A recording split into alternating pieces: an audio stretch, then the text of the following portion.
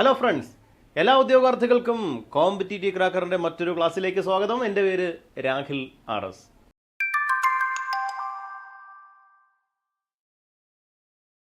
നമ്മളിന്ന് police driver, നമുക്കെല്ലാം വളരെ പ്രതീക്ഷയോടെ നമ്മളെല്ലാം കാത്തിരുന്ന പരീക്ഷ ഇതാ നോട്ടിഫിക്കേഷൻ പുറപ്പെടുവിച്ചു കഴിഞ്ഞു. ഇനി തയ്യാറാകേണ്ടത്, ഒരുങ്ങേണ്ടത് നമ്മൾ മാത്രമാണ്. തീക്ഷ്ണമായ പോരാട്ടം വളരെ വേഗത്തിൽ പൂർത്തിയാക്കേണ്ടതുണ്ട്. പോലീസ് ഡ്രൈവർ പരീക്ഷ സിലബസിനെ ആധാരമാക്കിയ സ്പെഷ്യൽ ടോപ്പിക്, സുപ്രധാന നിയമങ്ങളുമായി ബന്ധപ്പെട്ട പ്രധാനപ്പെട്ട വസ്തുതകൾ നമ്മൾ ഇന്നത്തെ ക്ലാസ്സിൽ ഒന്ന് പരിശോധിക്കുന്നു. അപ്പോൾ എല്ലാവർക്കും ക്ലാസ്സിലേക്ക് ഒരിക്കൽ കൂടി സ്വാഗതം. നമുക്കറിയാം, പോലീസ് ഡ്രൈവർ തസ്തിക കോമ്പറ്റീറ്റീവ് ക്രാക്കറിൽ വളരെ വിജയപൂർവ്വം കഴിഞ്ഞ വർഷങ്ങളിലൊക്കെ തന്നെ പൂർത്തിയാക്കിയ ഒരു കോഴ്സാണ്. നിരവധി ഉദ്യോഗാർത്ഥികളാണ് പോലീസ് ഡ്രൈവർ തസ്തിക പരീക്ഷ വിജയിച്ച് സർവീസിലേക്ക് പ്രവേശിച്ചത്.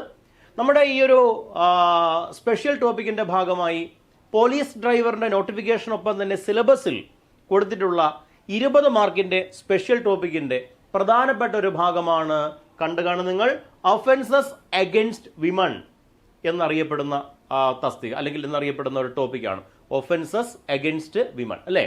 സ്ത്രീകൾക്കെതിരായുള്ള അതിക്രമങ്ങൾ എന്നൊരു ഭാഗമാണ്. അപ്പം നിങ്ങളുടെ മനസ്സിലേക്ക് ഒരുപാട് ചോദ്യങ്ങൾ വന്ന് കാണും ഇപ്പോൾ തന്നെ, അല്ലേ? സിലബസ് എന്താണ്? സിലബസിൽ സ്പെഷ്യൽ ടോപ്പിക്കിന്റെ കാര്യത്തിലുള്ള ആശങ്ക എന്താണ്? ആദ്യം തന്നെ ചോദിക്കട്ടെ, നമ്മളെല്ലാവരും ഒരു പോലീസ് ഡ്രൈവർ ആകാൻ ഒരുങ്ങിക്കഴിഞ്ഞോ? നമുക്കെല്ലാം അറിയാവുന്നതുപോലെ തന്നെ നമ്മുടെ ഈ ഒരു തസ്തികയുടെ പോലീസ് ഡ്രൈവറിന്റെ തീക്ഷ്ണമായ പരിശീലനത്തിന് ഇതാ കോമ്പറ്റീറ്റീവ് ക്രാക്കർ ഒരു ഓഫ്ലൈൻ ക്ലാസ് ഒരുക്കുന്നു. നിങ്ങൾക്ക് എല്ലാവർക്കും വേണ്ടി ഒരു ഓഫ്ലൈൻ ക്ലാസ് ആണ്. ഡിസംബർ മാസം 22-ാം തീയതി ഞായറാഴ്ച, ഡിസംബർ 22 ഞായറാഴ്ച വിവിധ മോട്ടോർ വാഹന നിയമവുമായി ബന്ധപ്പെട്ട നിയമങ്ങളെ സംബന്ധിച്ച ക്ലാസുകൾ, സ്പെഷ്യൽ ടോപ്പിക്കുമായി ബന്ധപ്പെട്ട ക്ലാസുകൾ എല്ലാമായി നിങ്ങളോടൊപ്പം തന്നെ ഈ വരുന്ന ഡിസംബർ മാസം 22-ാം തീയതി ഞായറാഴ്ച ഞങ്ങളെല്ലാം നിങ്ങളോടൊപ്പം ഉണ്ടായിരിക്കും. ഈ ഓഫ്ലൈൻ ക്ലാസ്സിൽ നിങ്ങൾക്ക് അറ്റൻഡ് ചെയ്യാൻ രജിസ്ട്രേഷൻ പുതുക്കിക്കൊണ്ട്, രജിസ്ട്രേഷൻ അടച്ചുകൊണ്ട് നമുക്ക് ഈ കോഴ്സിലേക്ക് വരാം.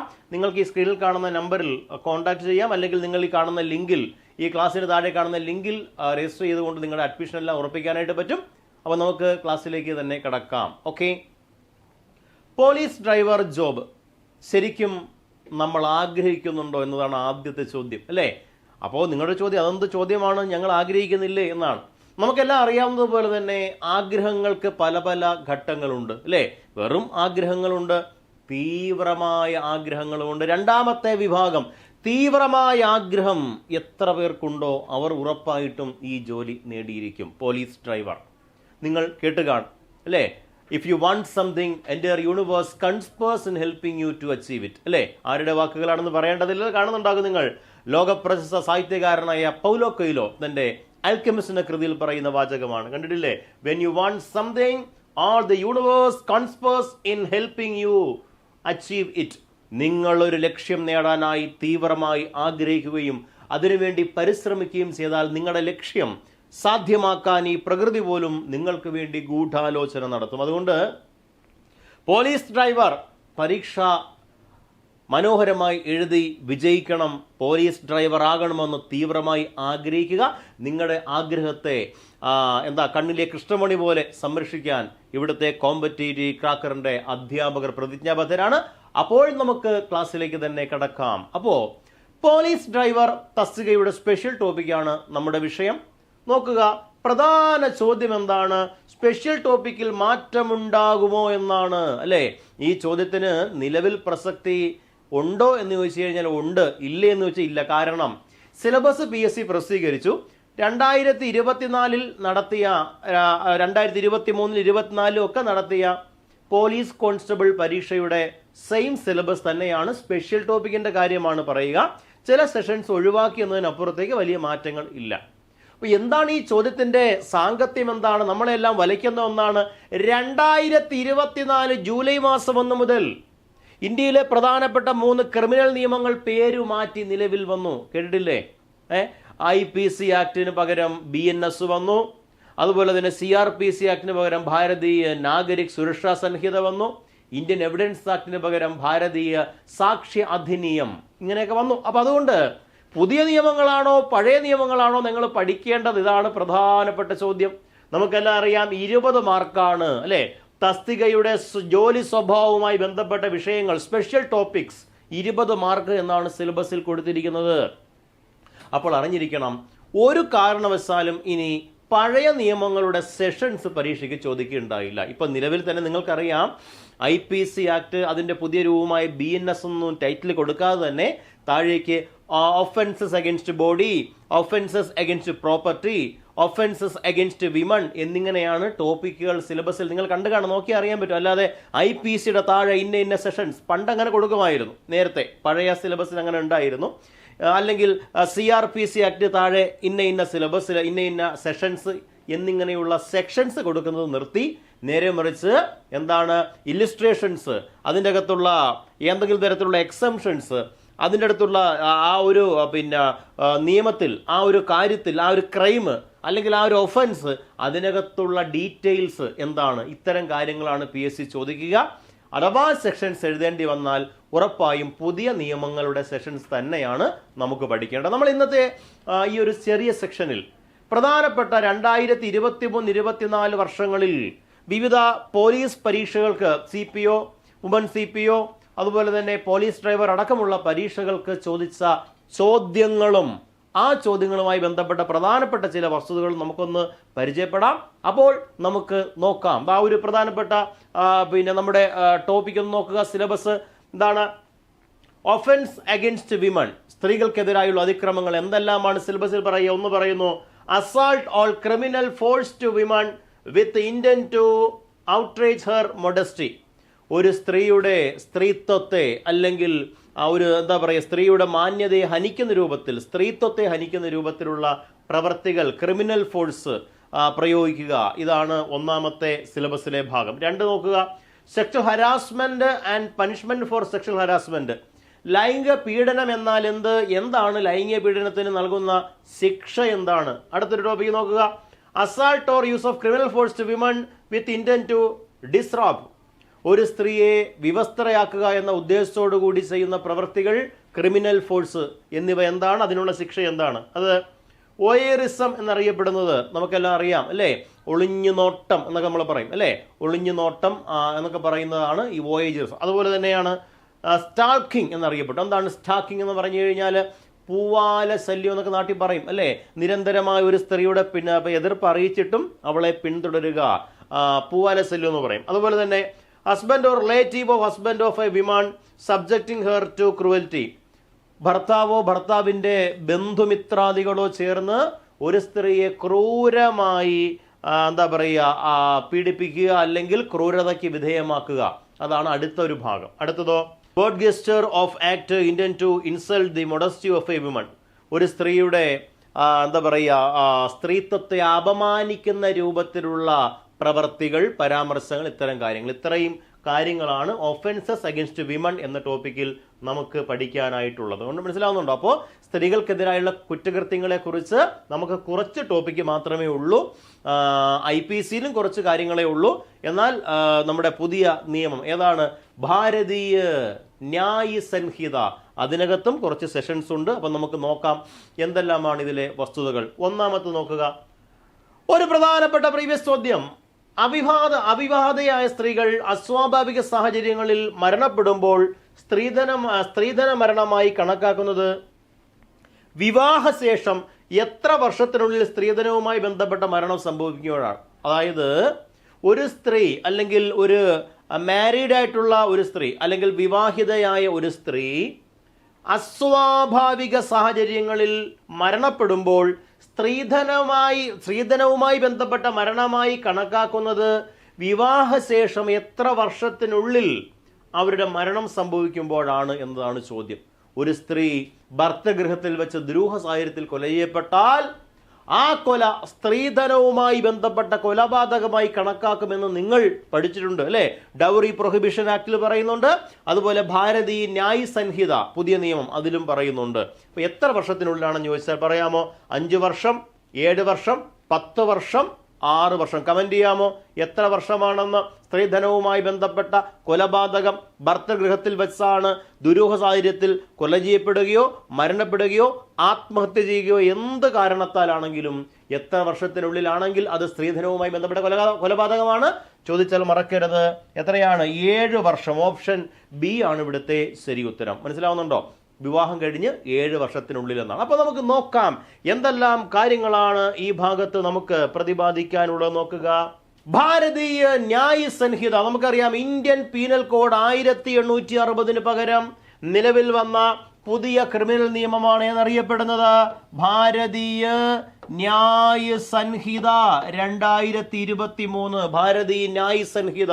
ഭാരതീയ ന്യായ സംഹിതയിലെ ചാപ്റ്റർ 5 അഞ്ചാമത്തെ അധ്യായം എന്തിനെ കുറിച്ച് പറയുന്നു? മറക്കരുത്, offences against women and child.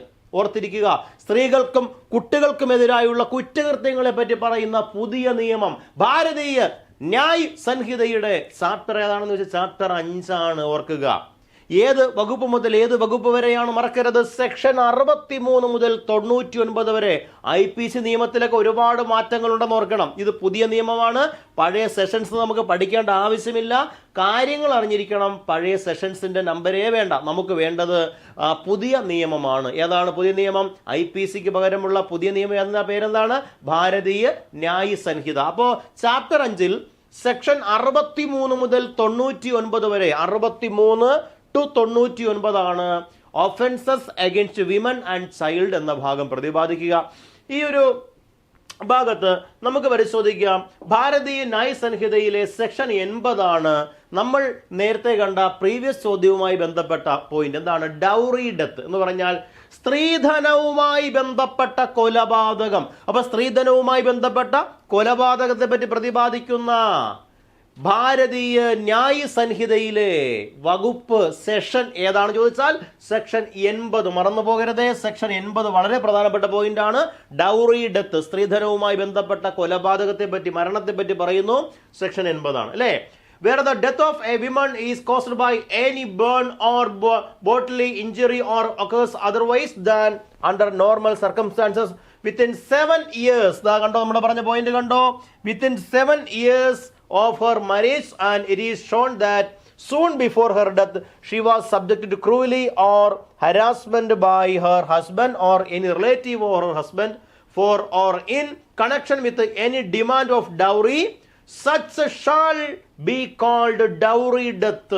Okay, and such husband or relative shall be deemed to have caused her death. ഒരു വിവാഹം കഴിഞ്ഞ സ്ത്രീ അല്ലെങ്കിൽ വിവാഹിതയായ സ്ത്രീ ഭർത്തഗൃഹത്തിൽ വെച്ചിട്ട് മരണപ്പെടുന്നു അല്ലേ? എങ്ങനെ മരണപ്പെടുന്നു? എനി ബോൺ, കത്തിക്കരിഞ്ഞ രൂപത്തിലോ അല്ലെങ്കിൽ ബോഡിലി ഇഞ്ചുറി, ശരീരത്തിൽ ഏതെങ്കിലും മുറിവുകളോ പാടുകളോടും കൂടി, or occurs otherwise than under normal circumstances, അല്ലെങ്കിൽ സ്വാഭാവികമെന്നോ അസ്വാഭാവികമെന്നോ തോന്നുന്ന രൂപത്തിൽ മരണപ്പെടുന്നു. Within 7 years of her marriage, 7 വർഷത്തിനുള്ളിൽ. എന്ത്? വിവാഹം കഴിഞ്ഞ് 7 വർഷത്തിനുള്ളിൽ ആണെങ്കിൽ, and it shown that soon before her death she was subjected to cruelty or harassment by her husband or any relative or her husband for in connection with any demand of dowry.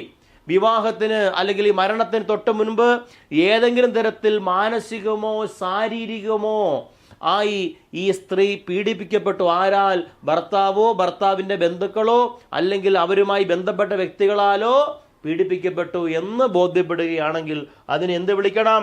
Dowry death എന്ന് തന്നെ വിളിക്കണമെന്ന് പറയുന്നു അല്ലെ? Such death shall be called dowry death. ഇങ്ങനെയുള്ള മരണത്തെ സ്ത്രീധനവുമായി ബന്ധപ്പെട്ട കൊലപാതകം എന്ന് തന്നെ വിളിക്കണം. ഡൗറി ഡെത്ത്, മരണം എന്ന് തന്നെ വിളിക്കണം. And such husband or relative shall be deemed to have caused her death. അതുകൊണ്ട് തന്നെ ഈ പറയുന്ന ഭർത്താവും ഭർത്താവിന്റെ ബന്ധുക്കളും ഈ സ്ത്രീയുടെ മരണത്തിന് ഉത്തരവാദികളായി പരിഗണിക്കപ്പെടും എന്ന് പറയുന്ന വകുപ്പാണ് സെക്ഷൻ 8. അപ്പോൾ ഡൗറി ഡെത്ത് മറന്നു പോകരുത്. സ്ത്രീധനവുമായി ബന്ധപ്പെട്ട കൊലപാതകം അല്ലെങ്കിൽ മരണം പ്രതിപാദിക്കുന്ന വകുപ്പാണ് സെക്ഷൻ 80 എന്ന കാര്യം ഓർത്തിരിക്കുക. അപ്പോൾ നമ്മൾ നേരത്തെ കണ്ടു ഭാരതീയ ന്യായ സംഹിതയിലെ വകുപ്പ് സെക്ഷൻ 80 ആണ്. എന്താണ് സ്ത്രീധന മരണമെന്ന് പച്ച മലയാളത്തിൽ നമുക്ക് കേൾക്കാം. ഒരു സ്ത്രീ പൊള്ളലേറ്റോ, നമ്മൾ നേരത്തെ പറഞ്ഞില്ലേ ബേൺ, പൊള്ളലേറ്റോ, ശാരീരികമായ മുറിവാലോ ഇഞ്ചറി ഉണ്ടായിട്ടോ, അതുപോലെ തന്നെ അസ്വാഭാവിക സാഹചര്യങ്ങളിലോ വിവാഹം കഴിഞ്ഞ് 7 വർഷത്തിനുള്ളിൽ മരണപ്പെടുന്നെങ്കിൽ അത്തരം മരണത്തെയാണ് എന്ത് വിളിക്കുക? Dowry death. സ്ത്രീധനവുമായി ബന്ധപ്പെട്ട മരണം അല്ലെങ്കിൽ കൊലപാതകം എന്ന് വിളിക്കാൻ കഴിയുക, അല്ലേ? ഇനി മറ്റൊരു കണ്ടീഷൻ പറയുന്നത്, മരണം സംഭവിക്കുന്നതിന് തൊട്ട് മുൻപ് ആ സ്ത്രീ ഭർത്താവാലോ ഭർത്താവിന്റെ ബന്ധുക്കളാലോ സ്ത്രീധനം ആവശ്യപ്പെട്ടുകൊണ്ടോ അല്ലെങ്കിൽ സ്ത്രീധനവുമായി ബന്ധപ്പെട്ട ക്രൂരതയ്ക്കോ പീഡനത്തിനോ വിധേയമാക്കിയിട്ടുണ്ടെന്ന് വെളിപ്പെടുന്നു. ഈ ഘട്ടത്തിലെല്ലാം തന്നെ എന്താണത്? സ്ത്രീധനവുമായി ഇത്തരം സാഹചര്യങ്ങളിൽ ഉണ്ടാകുന്ന മരണത്തെ മറ്റൊന്നും വിളിക്കാൻ പറ്റില്ല. എന്തേ വിളിക്കാൻ പറ്റൂ? സ്ത്രീധനവുമായി ബന്ധപ്പെട്ട മരണം അല്ലെങ്കിൽ കൊലപാതകം എന്ന് തന്നെ വിളിക്കാൻ പറ്റുമെന്ന് ഓർക്കുക. അപ്രകാരം മരണപ്പെട്ട സ്ത്രീയുടെ ഭർത്താവോ അല്ലെങ്കിൽ ഭർത്താവിന്റെ ബന്ധുക്കളോ ആ സ്ത്രീയുടെ മരണത്തിന് കാരണക്കാരായി എന്ന് നിയമവശാൽ കണക്കാക്കപ്പെടുന്നു, അല്ലെ? ഡീംഡ് ടു ബി കോസ്ഡ്, അല്ലെ? ഫോർ ഹെർ ഡെത്ത്, അവരുടെ മരണത്തിന് കാരണമായിരിക്കുന്നു എന്ന് വിലയിരുത്തപ്പെടുന്നു. മനസ്സിലാവുന്നുണ്ടോ? അപ്പൊ സ്ത്രീധനവുമായി ബന്ധപ്പെട്ട കൊലപാതകം അല്ലെങ്കിൽ മരണം സെക്ഷൻ 80 ആണെന്ന് ഓർക്കുക. ഇനി എന്താണ് ശിക്ഷ? സ്ത്രീധനവുമായി ബന്ധപ്പെട്ട കൊലപാതകത്തിന് കിട്ടുന്ന മിനിമം ശിക്ഷ ഓർത്തിരിക്കുക, 7 വർഷം തടവാണ്. മിനിമം ശിക്ഷ 7 ആണ് എന്ന് പറഞ്ഞാൽ 7 വർഷത്തിൽ കുറയാത്ത പരമാവധി ജീവപര്യന്തം വരെ തടവ് ശിക്ഷയാണെന്ന് ഓർക്കണം. And this offence is obviously cognizable and non-bailable എന്ന് ഓർക്കുക, or triable by the court of session. അപ്പോൾ നമുക്കറിയാം കോടതിക്ക് സെഷൻ കോടതിക്ക് എന്ത് ചെയ്യാൻ പറ്റും? ട്രയൽ ചെയ്യാൻ പറ്റുന്ന തരത്തിലുള്ള കേസാണിത്. മാത്രമല്ല കൊഗ്നിസിബിൾ ആൻഡ് നോൺ ബെയിലബിൾ ആണ്. എന്താണ് കൊഗ്നിസിബിൾ ആൻഡ് നോൺ ബെയിലബിൾ എന്ന് പറഞ്ഞു കഴിഞ്ഞാൽ? കൊഗ്നിസിബിൾ ആൻഡ് നോൺ ബെയിലബിൾ എന്ന് പറഞ്ഞാൽ എന്താണ്? കൊഗ്നിസിബിൾ എന്ന് പറഞ്ഞാൽ നമുക്കറിയാം എന്താണ്? അറസ്റ്റ് വിത്തൗട്ട് വാറണ്ട്, അല്ലേ? ഒരു പ്രതി അല്ലെങ്കിൽ വ്യക്തിയെ വാറണ്ടില്ലാതെ ഒരു പോലീസ് ഉദ്യോഗസ്ഥനോ മറ്റോ അറസ്റ്റ് ചെയ്യാൻ കഴിയാവുന്ന തരം കുറ്റകൃത്യങ്ങളെ വിളിക്കുന്ന പേരാണ് കൊഗ്നിസിബിൾ, അല്ലേ? അപ്പൊ കൊഗ്നിസിബിൾ ആണ്. അതുപോലെ തന്നെ എന്താണ്? നോൺ ബെയിലബിൾ ആണെന്ന കാര്യം കൂടി ഓർത്തിരിക്കണം. Okay, right. നമുക്ക് അടുത്തൊരു ക്വസ്റ്റ്യനിലേക്ക് പോകാം. നോക്കുക, ടോർച്ചർ ആസ് പെർ BNS 85, ഭാരതീയ ന്യായ സംഹിതയിലെ 85-ാം വകുപ്പ് പ്രകാരമുള്ള ടോർച്ചർ ആയി കണക്കാക്കപ്പെടുന്ന കാര്യങ്ങൾ എന്തെല്ലാം? Option A, harassment of a married woman by husband or husband's relative. Option B, only physical torture. Option C, only mental torture. Option D, harassment of a married man by his wife. ഇതിൽ എന്താണ് section 85 പറയുക? ഇതിൽ നമ്മൾ ഒരുപാട് തർക്കിക്കേണ്ട ആവശ്യമേ ഇല്ല. എന്താണെന്ന് വെച്ച് കഴിഞ്ഞാൽ ഒഫൻസസ് അഗൈൻസ്റ്റ് വിമൺ എന്ന് തന്നെയാണ് നമ്മുടെ ഈ ചാപ്റ്ററിന്റെ പേര് തന്നെ. അപ്പോൾ ഉറപ്പായിട്ട് ഓപ്ഷൻ എ ആണ്, harassment of a married woman by husband or husband's relative, അല്ലേ? ഭർത്താവിന്റെ ബന്ധുക്കളോ ചേർന്ന് ഒരു സ്ത്രീയെ പീഡനത്തിന്, ശാരീരിക മാനസിക പീഡനത്തിന് വിധേയമാക്കുന്നതിനെ പറ്റി പറയുന്ന സെഷനാണ് 85 എന്നറിയപ്പെടുന്നു. ഓർത്തിരിക്കുക.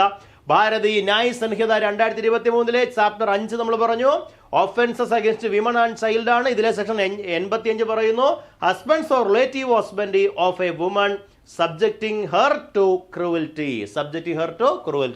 ഒരു സ്ത്രീയെ ക്രൂരതയ്ക്ക് വിധേയമാക്കുന്നു ഭർത്താവിന്റെ ബന്ധുക്കളും ചേർന്ന് എന്ന് പറയുന്ന വകുപ്പാണ് സെക്ഷൻ 85 എന്ന് ഓർത്തിരിക്കണം, മറക്കരുത്. ഓക്കെ, ഒരു സ്ത്രീയുടെ ഭർത്താവോ അല്ലെങ്കിൽ ഭർത്താവിന്റെ ബന്ധുക്കളോ ചേർന്നിട്ട് ഏതെങ്കിലും ഒരു വിവാഹിതയായ സ്ത്രീയെ ക്രൂരതയ്ക്ക് വിധേയമാക്കുന്നത് സംബന്ധിച്ച പരാമർശിക്കുന്ന വകുപ്പാണ് സെക്ഷൻ 85. എന്താണ് ശിക്ഷ? ഇത്തരത്തിലുള്ള ക്രൂരതയ്ക്ക് വിധേയമാക്കൽ ശിക്ഷ എന്താണെന്ന് ചോദിച്ചു കഴിഞ്ഞാൽ 3 വർഷത്തോളമാകുന്ന തടവും പിഴയുമാണെന്ന് ഓർക്കണം, അല്ലേ? 3 വർഷത്തേക്കുള്ള തടവും പിഴയുമാണ്. ഇത് നോൺ ബെയിലബിൾ ഒഫൻസ് ആണ്. ജാമ്യം ലഭിക്കാൻ അവകാശമില്ലാത്ത കുറ്റകൃത്യമാണെന്ന കാര്യം കൂടി ഓർത്തിരിക്കുക. ഓക്കെ, ഇനി 85 പ്രകാരം ക്രൂരത എന്നർത്ഥം വരുന്ന പ്രവൃത്തികൾ എന്തെല്ലാമാണ്? സെക്ഷൻ BNS 85 പ്രകാരമുള്ള ക്രൂരതകൾ ചോദിച്ചാൽ ഒരു സ്ത്രീയെ ആത്മഹത്യയിലേക്ക് നയിച്ചേക്കാവുന്ന പ്രവൃത്തി, ക്രൂരമായി ഒരു സ്ത്രീയെ മാനസികമായി പീഡിപ്പിക്കുന്നു, തളർത്തുന്നു, അതിന് മൂലം അവർ ആത്മഹത്യ ചെയ്യുന്നു അല്ലെങ്കിൽ ആത്മഹത്യയിലേക്ക് നയിക്കപ്പെടുന്നു, ആത്മഹത്യാ ശ്രമം നടത്തുന്നു. ഇതൊക്കെ തന്നെ സെക്ഷൻ 85 പ്രകാരം അതിന് വിധേയമാക്കിയ ഭർത്താവിന്റെ ബന്ധുക്കളോ കുറ്റക്കാരാണ്. അവരുടെ മനസ്സിനോ ശരീരത്തിനോ കഠിനമായ ക്ഷതങ്ങൾ ഉണ്ടാക്കുന്ന തരത്തിലുള്ള പ്രവൃത്തി ചെയ്യുക, അവരുടെ ജീവൻ അപകടമുണ്ടാക്കുന്നതോ ആരോഗ്യത്തിന് കഠിനക്ഷതമേൽപ്പിക്കുന്നതോ ആയ പ്രവൃത്തി ചെയ്യുക, വസ്തുവോ മറ്റ് വിലപിടിപ്പുള്ള സാമഗ്രികളോ ഒരു സ്ത്രീയിൽ നിന്നോ അവരുടെ ബന്ധുക്കളിൽ നിന്നോ ഏതെങ്കിലും വ്യക്തിയിൽ നിന്നോ അന്യായമായി നേടുന്നതിനുള്ള ഉദ്ദേശത്തോടു കൂടി നടത്തുന്ന പീഡനം. മനസ്സിലാവുന്നുണ്ടോ? ഇപ്രകാരം നേടിക്കൊടുക്കുന്നതിന് അവളോ അവളുടെ ബന്ധുക്കളോ വീഴ്ച വരുത്തിയ കാരണത്താൽ ആ സ്ത്രീക്കെതിരെ നടത്തുന്ന പീഡനങ്ങൾ ഇത്തരം കാര്യങ്ങളെല്ലാം തന്നെ സെക്ഷൻ 85 പ്രകാരമുള്ള കുറ്റകൃത്യമാണ്. അപ്പോൾ എന്താണ് സെക്ഷൻ 85? 85 പ്രകാരം ക്രൂരത എന്നർത്ഥം വരുന്ന പ്രവൃത്തികൾ ഈ പറയപ്പെടുന്നവയെല്ലാമാണ്. അപ്പോൾ ഭർത്താവോ ഭർത്താവിൻ്റെ ബന്ധുക്കളോ ചേർന്ന് അല്ലെങ്കിൽ അവർ നടത്തുന്ന ഒരു സ്ത്രീക്കെതിരായിട്ടുള്ള എന്താ പറയുക അതിക്രമങ്ങൾ, ക്രൂരതയെ പറ്റി പറയുന്ന വകുപ്പാണ് സെക്ഷൻ 85 എന്ന് ഓർത്തിരിക്കണം. ഓക്കെയാണല്ലോ പറഞ്ഞത്. നമുക്കിനി അടുത്തൊരു പ്രധാനപ്പെട്ട ഭാഗത്തേക്ക് ഒന്ന് പോകാൻ നോക്കുക. Assault or use of criminal force to women with intent to outrage her modesty. ഒരു സ്ത്രീയുടെ സ്ത്രീത്വത്തെ എന്താ പറയുക ഭംഗം വരുത്തുക, കളങ്കപ്പെടുത്തുക എന്ന ഉദ്ദേശത്തോടു കൂടി ചെയ്യുന്ന പ്രവൃത്തികളെ പറ്റി പറയുന്ന വകുപ്പാണ് സെക്ഷൻ 74. നമ്മൾ എന്തായി പറഞ്ഞുകൊണ്ടിരിക്കുന്നത്? ഭാരതീയ ന്യായ സംഹിത എന്ന പുതിയ നിയമം, അതിലെ സ്ത്രീകൾക്കെതിരായുള്ള അതിക്രമങ്ങൾ എന്ന ചാപ്റ്റർ നിങ്ങളുടെ സിലബസിൽ പറയുന്ന ടോപ്പിക്കാണ്. ആ ടോപ്പിക്കിന്റെ പ്രധാനപ്പെട്ട ഒരു ഭാഗമാണ് പറയുക സെക്ഷൻ 74. എന്ത് പറയുന്നു? ഒരു സ്ത്രീയുടെ ചാരിത്ര ശുദ്ധിക്ക് ഭംഗം വരുത്തണമെന്ന ഉദ്ദേശത്തോടുകൂടി അവളെ കയ്യേറ്റം ചെയ്യുകയോ അല്ലെങ്കിൽ അവൾക്കെതിരായ കുറ്റകരമായ ബലപ്രയോഗം നടത്തുകയോ ചെയ്യുന്നതിനെ കുറിച്ചുള്ള ശിക്ഷയെ പറ്റി പ്രതിപാദിക്കുന്ന വകുപ്പാണ് സെക്ഷൻ 74 അല്ലെങ്കിൽ 74 എന്ന് ഓർക്കുക. ശിക്ഷ എന്താണ്? 1 വർഷത്തിൽ കുറയാത്തതും എന്നാൽ 5 വർഷം വരെ ആകാവുന്നതുമായിട്ടുള്ള തടവും പിഴയുമാണ്. 1 വർഷത്തിൽ കുറയാത്തതും എന്നാൽ എത്ര വർഷം വരെ? 5 വർഷം വരെ ആകാവുന്നതുമായിട്ടുള്ള തടവും പിഴയുമാണ്. ഇത് ബെയിലബിൾ ആണോ? നോൺ ബെയിലബിൾ ആണ്. സ്ത്രീകൾക്കെതിരായുള്ള അതിക്രമങ്ങളിൽ ഏറിയ പങ്കും എന്ത് തന്നെയാണ്? നോൺ ബെയിലബിൾ ഒഫൻസ് തന്നെയാണ് എന്ന് ഓർക്കുക. ഓക്കെ അല്ലേ പറഞ്ഞത്? അപ്പൊ ഇതിലെ മറ്റൊരു കുറ്റകൃത്യമാണ് സെക്ഷൻ 75. നിങ്ങൾ കേട്ടോ, സെക്ഷൽ ഹരാസ്മെന്റ്. സെക്ഷൽ ഹരാസ്മെന്റ് എന്ന് പറഞ്ഞാൽ ലൈംഗിക പീഡനം എന്ന് മലയാളത്തിൽ പറയാം. ഒരു വ്യക്തി ലൈംഗിക പീഡനത്തിന് കുറ്റക്കാരനായി തീരുന്ന പ്രവർത്തികൾ എന്തെല്ലാം? സെക്ഷൻ 75 പ്രകാരം ഏതൊക്കെ പ്രവർത്തികൾ ചെയ്താൽ ഒരു വ്യക്തി ലൈംഗിക പീഡനത്തിന് കുറ്റകൃത്യം ചെയ്തു എന്ന് പറയാം? നോക്കുക. ഒരു വ്യക്തി ലൈംഗിക പീഡനത്തിന് കുറ്റക്കാരനായി തീരുന്ന പ്രവർത്തികൾ എന്തെല്ലാം? ഒന്നാമത്തെ പ്രവൃത്തി, അനഭിലഷണീയമായതും ലൈംഗിക ആഗ്രഹങ്ങൾ പ്രകടിപ്പിക്കുന്ന തരത്തിലുമായിട്ടുള്ള ഒരു സ്ത്രീയുടെ ശരീരത്തിൽ സ്പർശിക്കുകയോ അവൾ അപ്രകാരം ചെയ്യാൻ പ്രോത്സാഹിപ്പിക്കുകയോ ചെയ്യുന്നത് ലൈംഗിക പീഡനമാണ്. അനഭിലഷണീയം എന്ന് പറഞ്ഞാൽ അസ്വാഭാവികമായി അല്ലെങ്കിൽ ഭൂഷണമല്ലാത്ത രൂപത്തിൽ, സമൂഹത്തിന് ചേരാത്ത രൂപത്തിലുള്ള പ്രവൃത്തികൾ. എന്ത്? ലൈംഗിക ആഗ്രഹങ്ങൾ പ്രകടിപ്പിക്കുന്ന തരത്തിലും ഒരു സ്ത്രീയുടെ ശരീരത്തിൽ സ്പർശിക്കുക, മനസ്സിലാകും, അവളെ കൊണ്ട് അത്തരം പ്രവൃത്തികൾ ചെയ്യാൻ പ്രേരിപ്പിക്കുക, ഇതെല്ലാം തന്നെ ലൈംഗിക പീഡനമായി കണക്കാക്കും. രണ്ടാമത്തെ കണ്ടീഷൻ, തന്റെ ലൈംഗിക സംതൃപ്തിക്കായി ആവശ്യപ്പെടുകയോ അപേക്ഷിക്കുകയോ ചെയ്യുന്നത്. തന്റെ ലൈംഗിക സംതൃപ്തിക്കായി അപേക്ഷിച്ചാൽ അതും എന്താണ്? ലൈംഗിക പീഡനമായി തന്നെ കണക്കാക്കും. മൂന്നാമത്തത്, ഒരു സ്ത്രീയുടെ ഇച്ഛയ്ക്ക് വിപരീതമായി ലൈംഗിക പ്രകടിപ്പിക്കുന്ന ആംഗ്യങ്ങൾ കാണിക്കുന്നത്. ഒരു സ്ത്രീയുടെ ഇച്ഛയ്ക്ക് വിരുദ്ധമായി, താല്പര്യത്തിന് വിരുദ്ധമായി ലൈംഗിക ചേഷ്ടകൾ കാണിക്കുക, ലൈംഗികത പ്രകടിപ്പിക്കുന്ന ആംഗ്യങ്ങൾ കാണിക്കുക. മനസ്സിലാവുന്നുണ്ടോ? ഇത്തരം കാര്യങ്ങൾ എന്താണ്? ലൈംഗിക പീഡനമാണ്. അതുപോലെ തന്നെ ലൈംഗിക ചുവയുള്ള അഭിപ്രായ പ്രകടനങ്ങൾ നടത്തുക. അശ്ലീലത കലർന്ന ലൈംഗിക ചുവയുള്ള ഡബിൾ മീനിങ് ഉള്ള സംഭാഷണങ്ങളൊക്കെ നടത്തുക, അഭിപ്രായ പ്രകടനം നടത്തുക, അതും ലൈംഗിക പീഡനമാണെന്ന് ഓർക്കണം. അതുപോലെ ഒരു സ്ത്രീയുടെ ഇച്ഛയ്ക്ക് വിപരീതമായി ലൈംഗിക പ്രകടിപ്പിക്കുന്ന ആംഗ്യങ്ങൾ കാണിക്കുക, അഭിപ്രായ പ്രകടനങ്ങൾ നടത്തുക. അതുപോലെ 1, 2, 3 പ്രവൃത്തികൾ, നമ്മൾ ആദ്യം പറഞ്ഞ പ്രവൃത്തികളെല്ലാം തന്നെ പ്രവൃത്തികൾക്കുള്ള ശിക്ഷ എന്താണെന്ന് ചോദിച്ചു കഴിഞ്ഞാൽ 3 വർഷം വരെ ആകാവുന്ന കഠിന തടവോ പിഴയോ രണ്ടും കൂടിയാണ്. ഉണ്ടോ? അപ്പോൾ ഈ പറയപ്പെട്ട സെക്ഷൽ ഹരാസ്മെന്റ്, ലൈംഗിക പീഡനത്തിനുള്ള കുറ്റം എന്താണ്, ശിക്ഷ എന്താണെന്ന് വെച്ചാൽ എന്താണ് പറയുക? എത്ര വർഷം വരെയാണ്? മിനിമം ശിക്ഷ തീരുമാനിക്കേണ്ടത് കോടതിയാണ്. പരമാവധി എത്ര? 3 വർഷം വരെ ആകാവുന്ന തടവും പിഴയും. 3 വർഷം വരെ ആകാവുന്ന തടവോ പിഴയോ, കഠിന തടവോ പിഴയോ, ചിലപ്പോൾ രണ്ടും കൂടിയോ ആകാം. ഇത് ബെയിലബിൾ ആണെന്ന കാര്യം ഓർക്കണം. അപ്പോൾ നോക്കാം, സ്ത്രീകൾക്കെതിരായുള്ള കുറ്റകൃത്യങ്ങൾ ഞാൻ പറഞ്ഞു ഏറിയ പങ്ക് നോൺ ബെയിലബിൾ ആണ്, എന്നാൽ അത് ജാമ്യം ലഭിക്കാവുന്ന ഒരു കുറ്റമാണ്, ബെയിലബിൾ ആണ് എന്ന കാര്യം കൂടി ഓർത്തിരിക്കണം, മറക്കരുത്. ബെയിലബിൾ ഒഫൻസ് ആണ്. ഓക്കെ ആണല്ലോ? അപ്പോൾ സ്ത്രീകൾക്കെതിരായുള്ള കുറ്റകൃത്യങ്ങളെ പറ്റി പ്രതിപാദിക്കുന്ന പ്രധാനപ്പെട്ട ഒരു കുറ്റകൃത്യമാണ് സെക്ഷൽ ഹരാസ്മെന്റ് എന്ന് പറഞ്ഞു. സെക്ഷൽ ഹരാസ്മെന്റിനെ പറ്റി പ്രതിപാദിക്കുന്ന വകുപ്പ് ഏതാണെന്ന് പറഞ്ഞു? സെക്ഷൻ 75, BNSലെ സെക്ഷൻ 75 സെക്ഷൽ ഹരാസ്മെന്റ് നമ്മൾ പറയുകയുണ്ടായി. സെക്ഷൽ ഹരാസ്മെന്റിന് കാരണമാകുന്ന ഘടകങ്ങൾ പറഞ്ഞു. 1, 2, 3 പ്രവൃത്തികൾ അല്ലെ? ഈ പ്രവൃത്തികളൊക്കെ തന്നെ ചെയ്യുന്ന വ്യക്തികൾക്ക് കിട്ടുന്ന ശിക്ഷ എന്താണെന്ന് ചോദിച്ചു കഴിഞ്ഞാൽ എന്താണ്? 3 വർഷം വരെ ആകാവുന്ന കഠിന തടവോ പിഴയോ രണ്ടും കൂടിയോ ആണ്.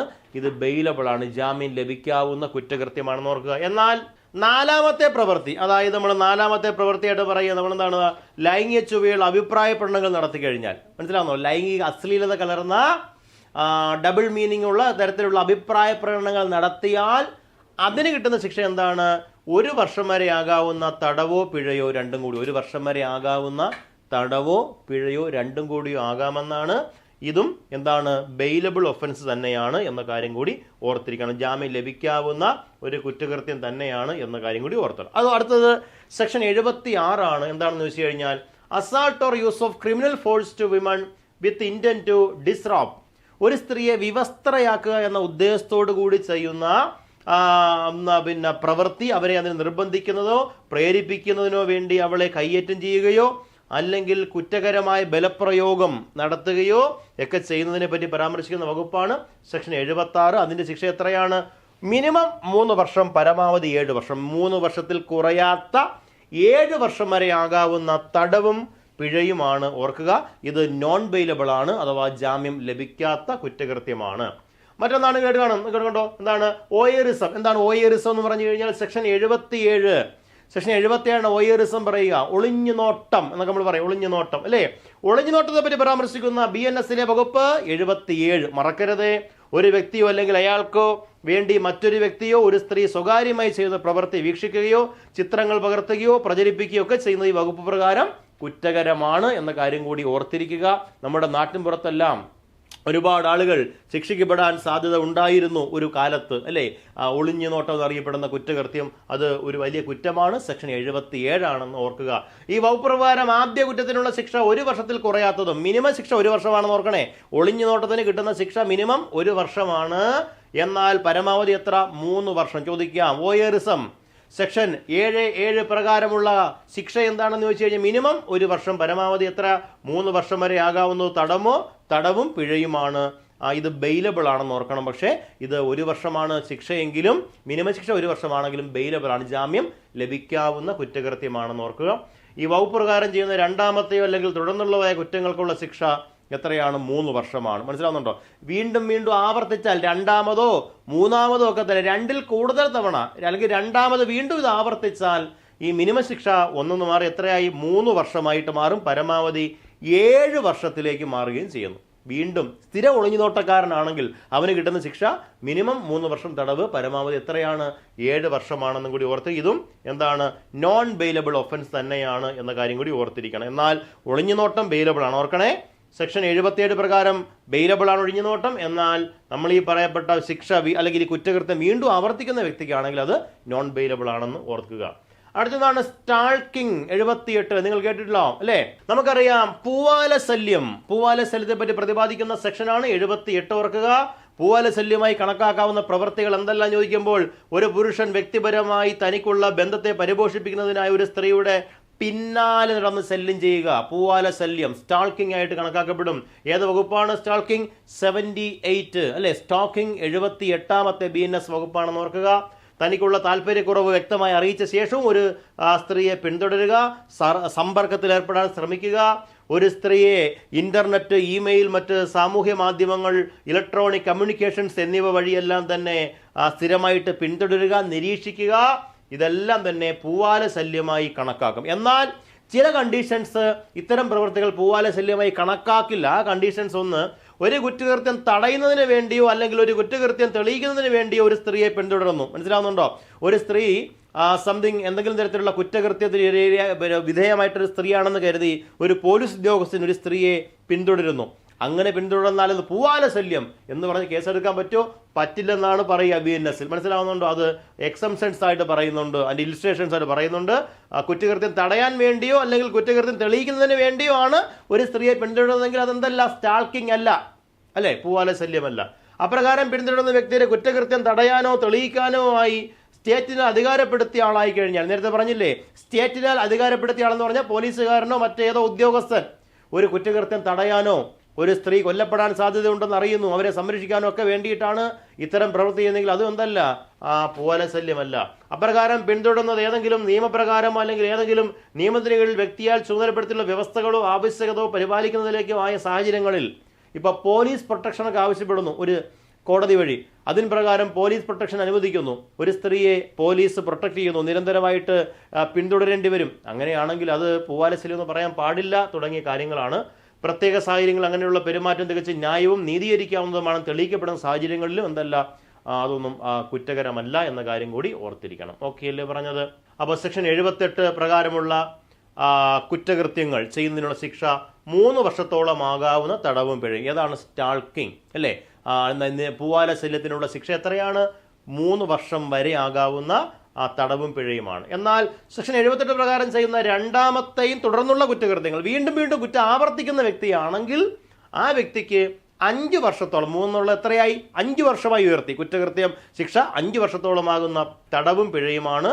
അത് ബെയിലബിൾ അല്ല, നോൺ ബെയിലബിൾ ഒഫൻസ് ആണെന്ന് ഓർക്കണം. ഓക്കെ. പോലീസ് ഡ്രൈവറിന്റെ പരീക്ഷാ സിലബസിന് ആധാരമാക്കിയ ഓൺലൈൻ പ്ലാറ്റ്ഫോമിലേക്ക് നിങ്ങൾക്ക് കടന്നു വരാം.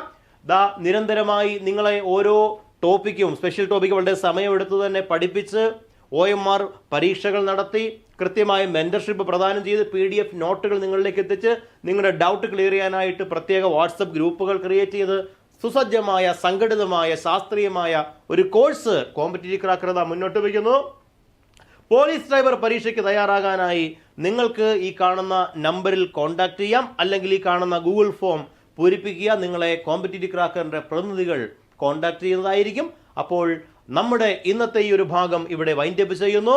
അപ്പോൾ നമുക്കറിയാം, പോലീസ് ഡ്രൈവർ തസ്തിക നിങ്ങൾ പോലീസ് ഡ്രൈവർ ആകണമെന്ന് തീരുമാനിച്ചാൽ നിങ്ങളത് ആയിരിക്കും. സ്പെഷ്യൽ ടോപ്പിക്കിന്റെ കാര്യത്തിൽ നമുക്ക് ടെൻഷൻ വേണ്ട. 20 മാർക്കിന്റെ സ്പെഷ്യൽ ടോപ്പിക്ക് നമുക്ക് പാൽപ്പായസം പോലെ പഠിച്ചു മാറ്റാം. അപ്പോൾ നമുക്ക് മറ്റൊരു ഭാഗത്ത് പോലീസ് ഡ്രൈവറിന്റെ മറ്റൊരു കോഴ്സുമായി വീണ്ടും കാണാം. Thank you all of you. By.